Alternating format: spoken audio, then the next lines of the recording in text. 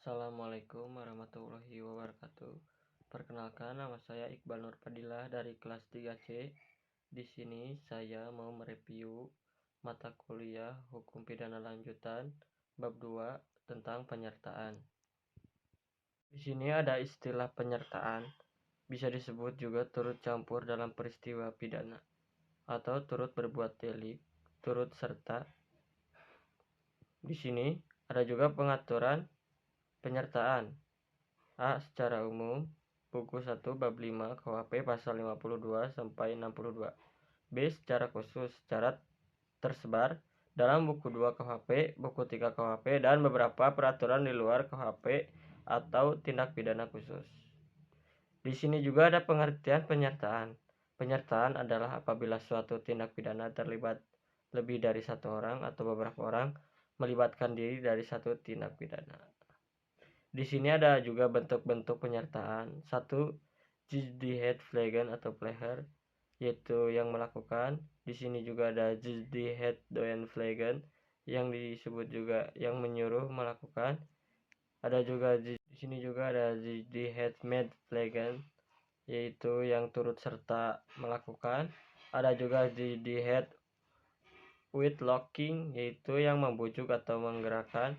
Dan terakhir ada Jihadmedpflegeheid, yaitu membantu melakukan. Di sini juga ada penggolongan penyertaan. 1. Menurut KUHP, yaitu golongan pelaku bentuk 1 sampai bentuk 4, yaitu bukan pelaku tindak pidana tetapi pertanggungjawaban pidananya disamakan dengan pelaku. 2. Yaitu golongan pembantu bentuk 5, yaitu diatur dalam pasal 56 dan pasal 57 KUHP.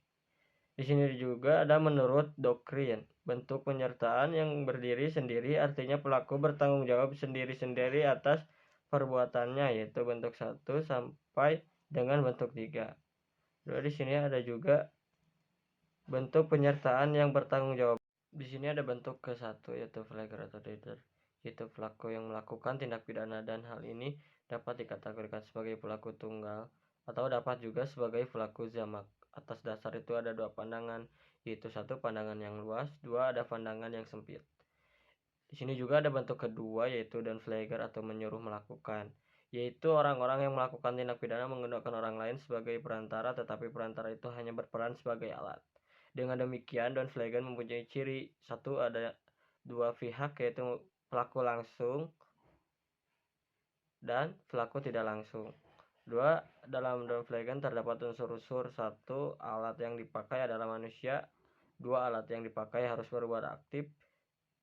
3. Alat yang dipakai tidak dapat bertanggungjawaban atau dimintai pertanggungjawaban. Ini ada bentuk ketiga, turut serta melakukan atau mandepflag.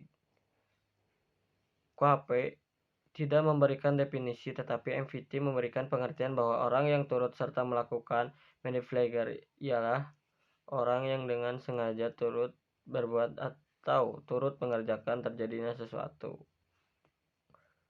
Ini syarat-syarat turut serta melakukan atau mandepflagger adalah: 1. Ada kerjasama secara sadar. 2. Kerjasama di sini harus ditunjukkan pada suatu perbuatan yang berupa kejahatan. 3. Ada kerjasama secara fisik. Kerjasama di sini merupakan suatu delik yang ditunjukkan pada suatu akibat, yaitu adanya perbuatan yang berupa kejahatan, dan perbuatan tersebut diatur dalam undang-undang. Di sini ada bentuk keempat, penganjur atau withlocking, yaitu orang yang menggerakkan orang lain untuk melakukan suatu tindak pidana dengan menggunakan sarana-sarana yang ditentukan oleh undang-undang. Jadi antara penganjur dengan penyuruh melakukan hampir sama, yaitu adanya usaha untuk menggerakkan orang lain sebagai pelaku material. Di sini ada bentuk kelima, mandepflighting atau pembantuan, diatur dalam pasal 56 KUHP, yaitu ada 2 bentuk. 1. Pada saat kejahatan dilakukan, dalam hal ini tidak ditentukan bentuknya secara limitatif dalam undang-undang. 2. Sebelum kejahatan dilakukan, dalam hal ini undang-undang memberikan batasan atau limitatif, yaitu berupa memberi kesempatan atau sarana atau keterangan.